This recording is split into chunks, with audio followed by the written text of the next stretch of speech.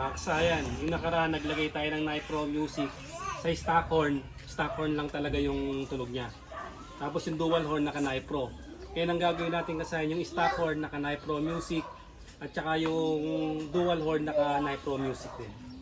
Ito yung bago tayo maglalagay yan, kailangan meron na muna tayong dual horn.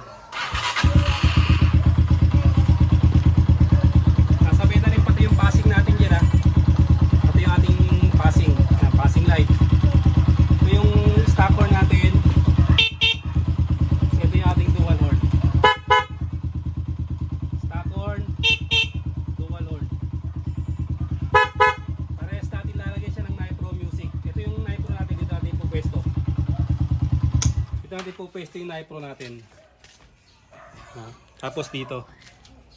Dahil meron lang tayong stock horn at dual horn, ito siya. Mas madali na natin siyang lalagyan ng Nipro.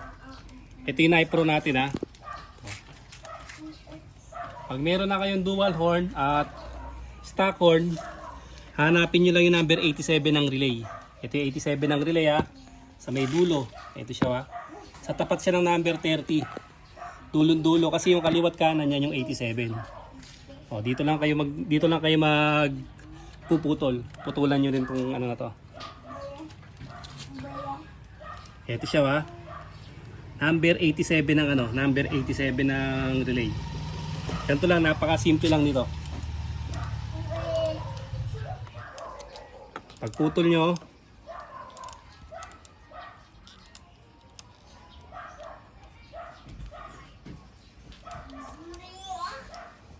medyo mapuro lang ang ating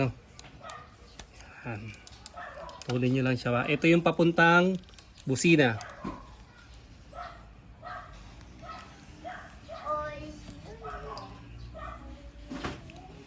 Yan.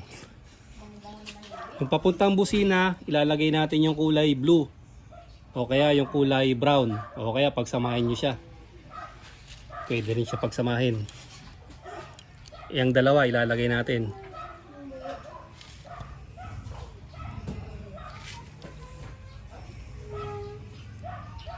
Siya.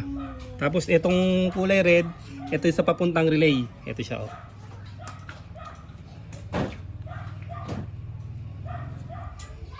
Sa iba, yellow green ang kulay nito Yellow green yung kanyang trigger. Simple lang to. Tapos itong isa, ilalagay natin sa ground. Body ground, gagamit tayo ng I-terminal. Hanap tayo ng paglalagyan ng ground. Dito na lang muna natin para tingnan natin kung may ground dun.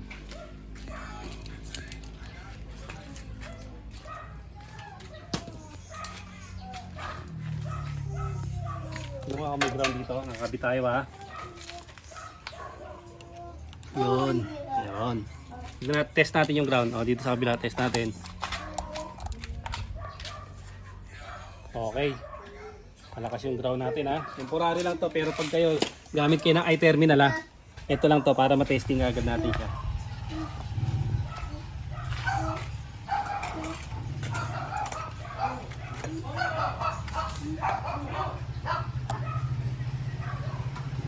Lagay lang natin sa pinakamalapit na ground. Pwede rin dito. Mas malapit na lang dito.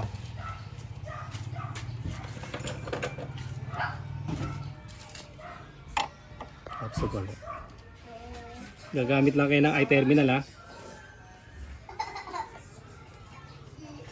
Mamaya natin i-clear yung wire niyan para mas mabilis lang tayo.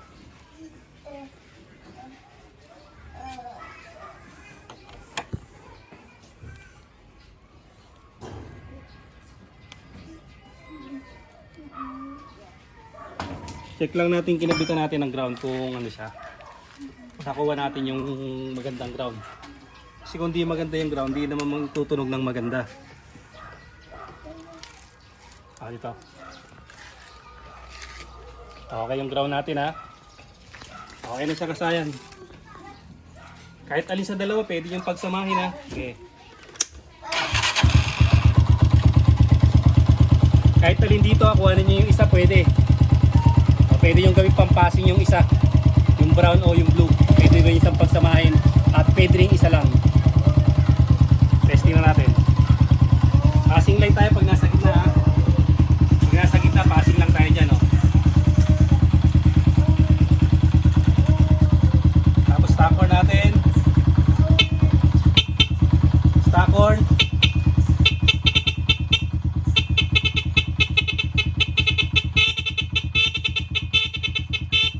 Dual horn.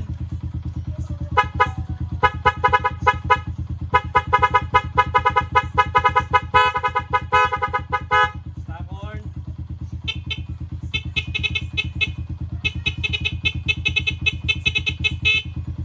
Dual horn. Ganun lang kasayan yung paglalagay ng ano ha. Yung paglalagay na pakasimple lang. Kailangan lang muna nating magkabit ng dual horn. Gamit ang ating 3-way switch ha. Ito ha. Gamit lang natin yung 3-way switch. Tapos yung common nito, dediretso to ng 87. Yan ha. Dediretso yun ng 87. Kaya dito natin pinutol sa 87 ng relay. Kasi doon din siya dediretso. Sa 87 ng relay. O, anuin nyo lang to kahit isa lang dito. Kahit isa lang sa brown or blue.